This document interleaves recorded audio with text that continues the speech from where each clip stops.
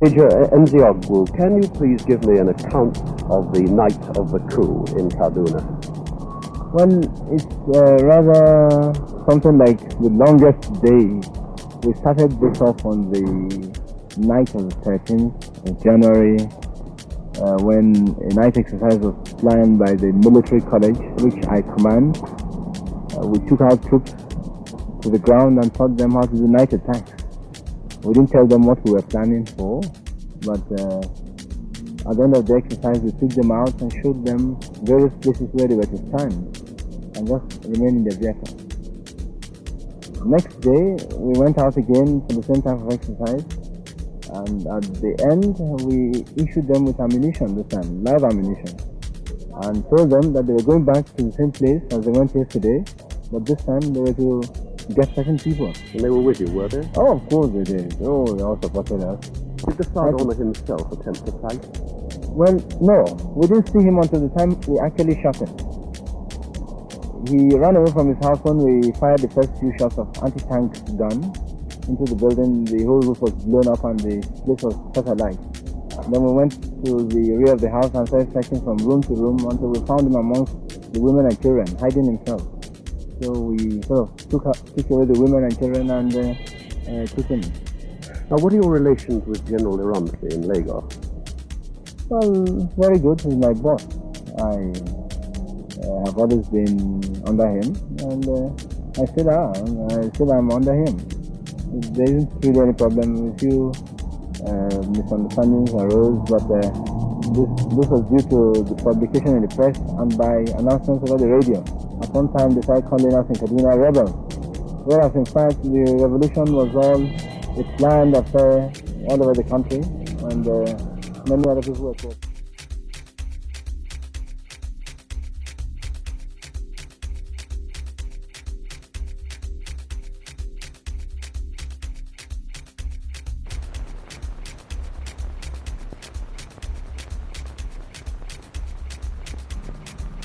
In the region, there will be military government under a military governor, assisted by an advisor who is the last person to hold the office of the regional governor.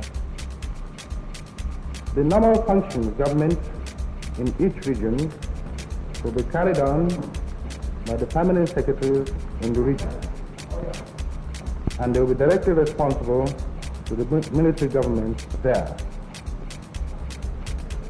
The regional military governments are directly responsible to the head of the federal military government and the supreme commander of the armed forces, Federal Republic of Nigeria. Public corporations and other separate bodies, such as local government, will continue to function under the appropriate ministries. All existing laws, regulations, orders, and official instructions remain in force, wherever applicable, until either modified or abrogated by the federal military government. Will there be press censorship during this regime? I do not think that I should start off with press censorship. But I may impose censorship if it became necessary.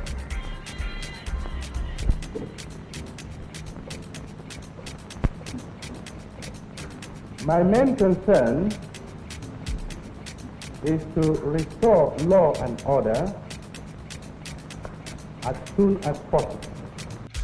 Now, after the January 15 and January 16, 1966 coup, the country was taken over by Aguiyi Ironsi.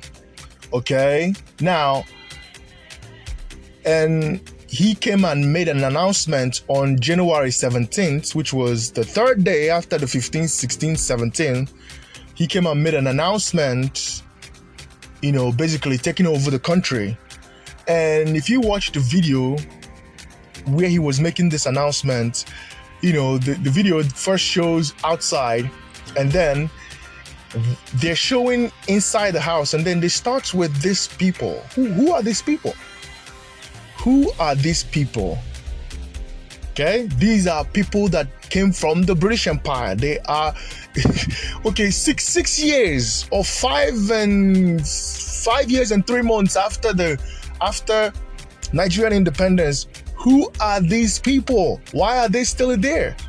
You see, what Nigeria gained was a fake independence, because the British Empire, all they did was they went backstage.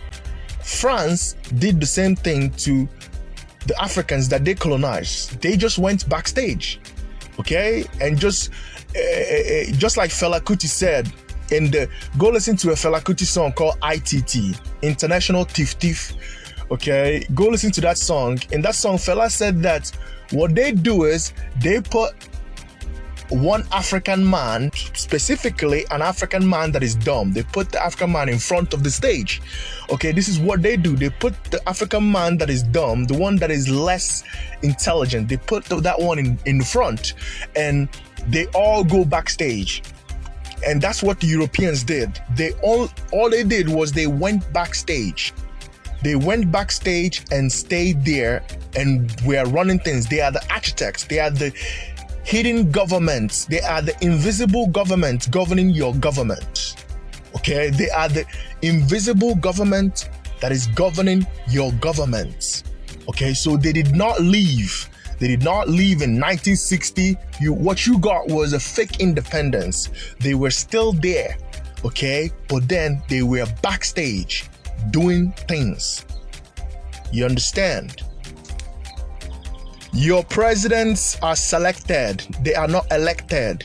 They are based on selections, and they are all selected based on a specific date, time, and birth date. Your Gregorian calendar is owned by the Jesuit order, okay? And Freemasons are their foot soldiers, okay? From the day of Nigerian fake independence, October 1st, which is October 1, 1960, to the day the coup happened, January 15, 1966, is exactly 3 months and 5 years. The 3 months and 5 years are 3-5. That's what they represent. 3 months, 5 years is 3-5. Like I told you guys previously, Svengali equals 3-5. The number of days left in a year in January 15 is exactly 350 days. And 350 equals 3-5. Also, 3 months and 5 years is altogether 63 months. The name Nigeria equals 63. 63 backwards is 36. Nigeria has 36 states and capital. The date numerology of January 15, 1966 is 101. And that is 1 plus 15 plus 19 plus 66 equals 101. Nigeria gained their fake independence, which can be written as 101 because October is the 10th month. 101 is 11, which is the master number in Freemasonry and the Jesuit order.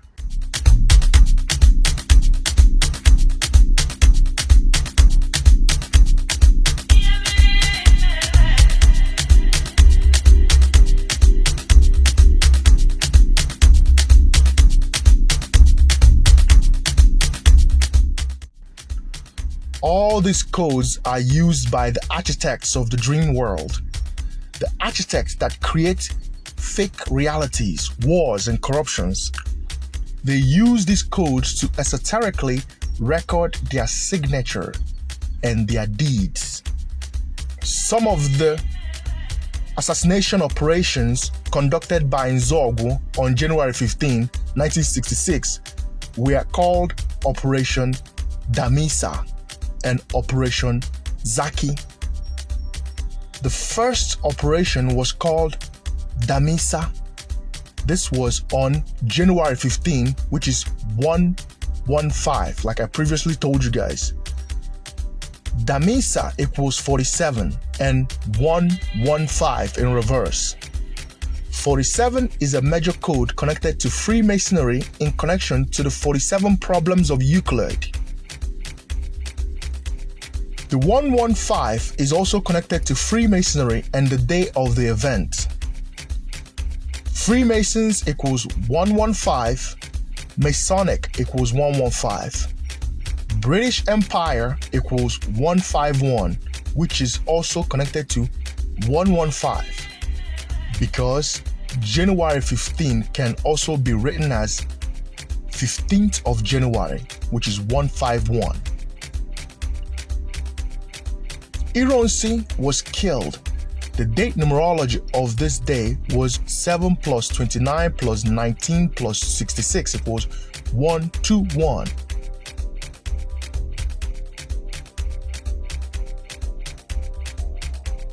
He was killed on the 210 day of the year. July 29 is the 210 day of the year. 121 equals 210 equals 21 equals 12. A code connected to the solar time system and Freemasonry. Also, if you are familiar with my Kabbalistic number decodes, you will know that 21, 12, 47 are codes connected to the solar time systems. Agui Ironsi was replaced by Yakubu Gowon, a man born on October 19, 1934. His birth date numerology is 10 plus 19 plus 34 equals 63. And like I previously told you guys, the name Nigeria equals 63. The name Yakubu Gowon is exactly 47 in the Pythagoras cipher, which is the full reduction and also the most important cipher. Yakubu Gowon equals 47.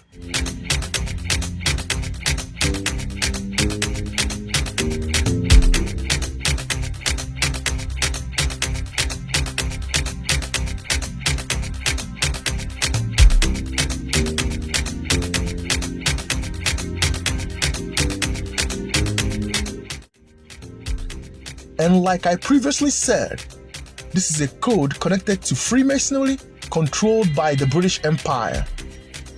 Specifically, the Royal Arch of Freemasonry, the Scottish Rites. They are the Svengali, the hidden hand.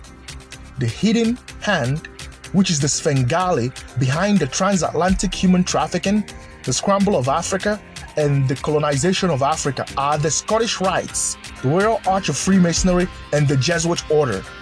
They are the ones that use these codes to record their deeds and their signatures. Are you following?